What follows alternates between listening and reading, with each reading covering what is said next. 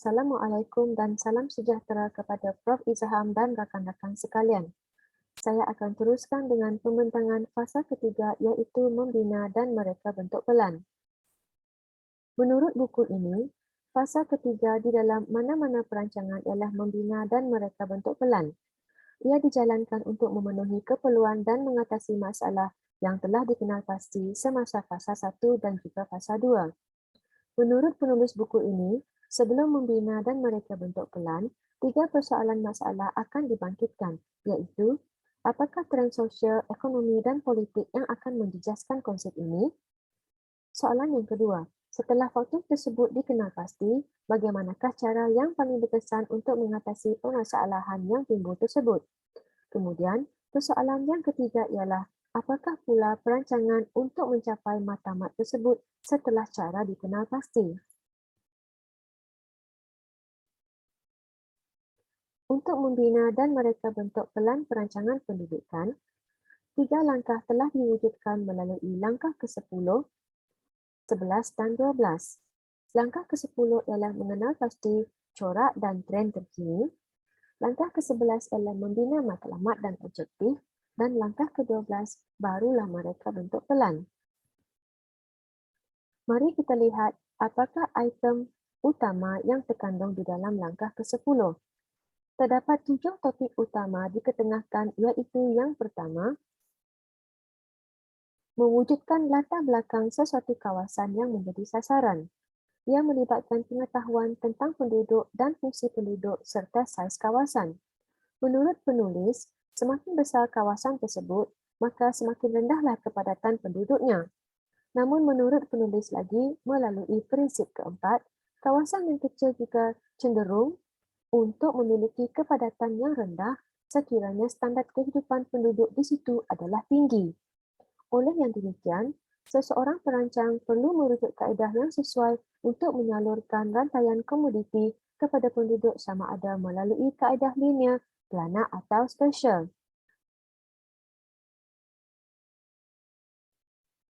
Seterusnya, item kedua di bawah langkah ke-10 ini ialah corak dan trend yang berlaku dalam kalangan penduduk.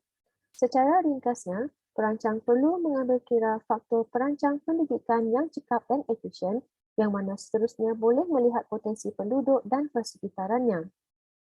Item yang ketiga, corak dan trend ketara antara lokasi yang menjadi sasaran. Perancang perlu mengambil kira pemilihan lokasi yang sesuai bagi penduduk di kawasan tersebut.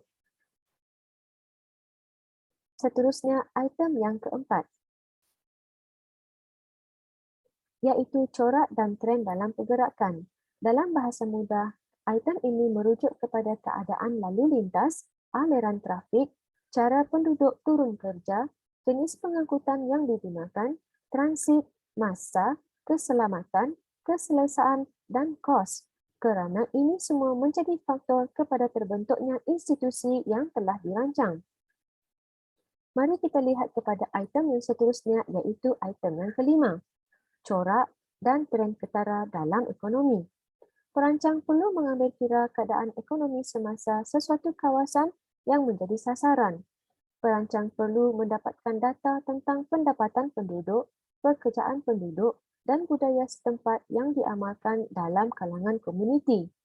Selain itu, perancang perlu tahu apakah polisi dan pertimbangan umum atau norma yang dijalankan dalam komuniti tersebut.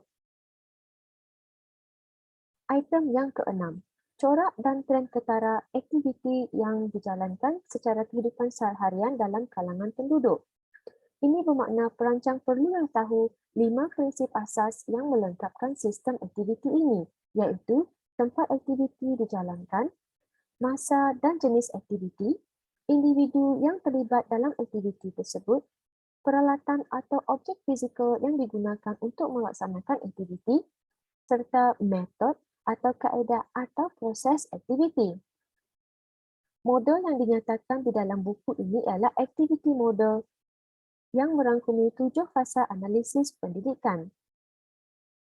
Item ketujuh, iaitu item terakhir sekali ialah melihat kepada beberapa kemungkinan yang dijangka akan berlaku dalam kalangan perancang pelan semasa membina pelan perancangan pendidikan.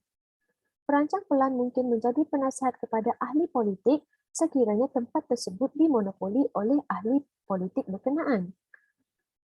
Perancang juga mungkin akan mementingkan pelan kuantitatif kerana keperluan data.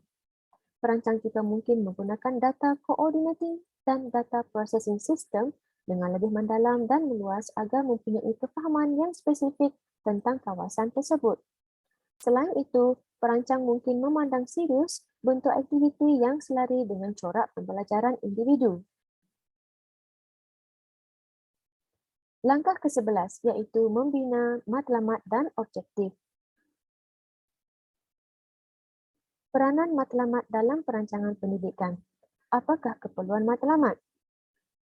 Yang pertama, untuk mencapai matlamat secara optimum, memberikan kepuasan iaitu peluang kepada semua orang sebagai penambahbaikan dan kemungkinan keputusan menjadi positif ataupun negatif. Terdapat 5 tujuan mewujudkan matlamat perancangan pendidikan. Yang pertama, pendidikan harus membantu menyelesaikan masalah sosial, fizikal dan keuangan yang pada masa ini menghalang kumpulan minoriti daripada mengambil bahagian secara aktif dalam hal ehwal masyarakat. Yang kedua, individu mampu membentuk peribadi diri dan boleh membuat keputusan. Yang ketiga, pendidikan harus menyediakan arena persefahaman dan penghormatan yang luas terhadap orang yang berlainan pekerjaan, warna kulit, kelas atau kepercayaan. Yang keempat, melibatkan individu dalam semua aspek kehidupan komuniti. Yang terakhir iaitu yang kelima, pendidikan sewajarnya menyediakan individu untuk melangkah ke alam pekerjaan. Objektif. Antara kriteria yang penting dalam perancangan pendidikan. Matlamat boleh dicapai melalui pewujudan objektif. Objektif hendaklah berfungsi iaitu operasional dan boleh diukur keberkesanannya. Objektif tidak boleh diubah secara berterusan kerana ia memerlukan kestabilan untuk merangka pelan perancangan. Oleh kerana itulah, objektif merupakan antara langkah awal yang perlu dikenal pasti dalam sesuatu pelan perancangan. Antara faktor mempengaruhi penentuan objektif ialah sumber sedia ada, komitmen sedia ada, cara pelaksanaan operasi dalaman dan banyak lagi keperluan luar. Langkah terakhir iaitu langkah ke-12 ialah mula untuk mereka bentuk pelan. Untuk langkah ke-12 ini, mereka bentuk pelan melibatkan 5 perkara iaitu pendapat perancang pelan tentang reka bentuk, some thoughts on designing. Antara pendapat perancang yang dinyatakan di dalam buku ini ialah pendapat Burnham Kelly, Le Corbusier, Richard J. Neutra, Walter Gropius dan lebih kurang 18 orang lagi perancang pelan yang mempunyai idea serta pendapat tersendiri bagaimana sesuatu pelan itu patut dilaksanakan. Konsep yang kedua, konsep mereka bentuk pelan, merujuk kepada triangular concept of designing yang mana ia melibatkan penglibatan 3 penjuru, memahami hukum alam, memahami karakter manusia dan keperluan mereka, serta idea dan imajinasi saya sendiri. Yang ketiga, pengaruh terhadap mereka bentuk pelan. Antara pengaruh yang dinyatakan di dalam buku ini ialah faktor budaya, politik, iklim, psikologi dan teknologi, serta perubahan pertukaran sosial dan budaya dalam komuniti. Seterusnya yang keempat, proses mereka bentuk ataupun the design process. Ia perlu melalui pelbagai proses seperti draft perancangan awal, pengumpulan data, pra-ujian pelaksanaan, modifikasi kepada pelan yang telah ditambah baik dan akhirnya pelan yang sebenar. Pelan juga hendaklah bersifat fleksibel.